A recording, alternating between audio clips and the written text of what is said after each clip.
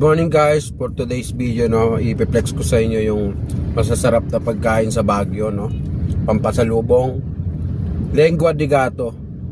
Sarap, grabe. Bumabalik ako sa pagkabata dito.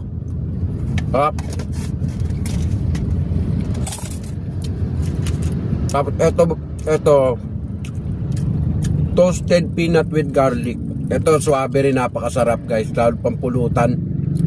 Ito naman, ang dami niyang bawang na, yung bawang niya hindi mo malalasahan na talagang bawang. Para siyang binilad na bawang. Kasi di ba pag nagpapaka ng bawang, iba yung lasa. Ito hindi mo masyadong malasahan na bawang yung kinakain mo. May kakaiba siyang timpla na parang nakaka-addict kainin.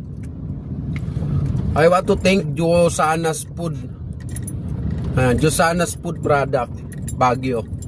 Nabili namin to. May asawa ko bumili nito pampasalubong.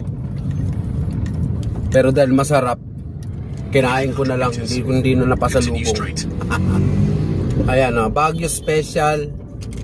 Pag napadpad kayo diyan sa may tawag ito, Strawberry Farm, sa tapat nun, yung barangay doon sa Strawberry Farm, sa harap nun may barangay hall. Nasa kanan yung tindahan nila, sila yung bungad kagad. Pag sa may, kaliwa pala. Pag nakaharap ka sa may barangay hall, nasa left side yung tindahan nila, unang una. So ito, suabe, sarap. Salamat sa asawa ko, pinili niya to. Yun lang guys.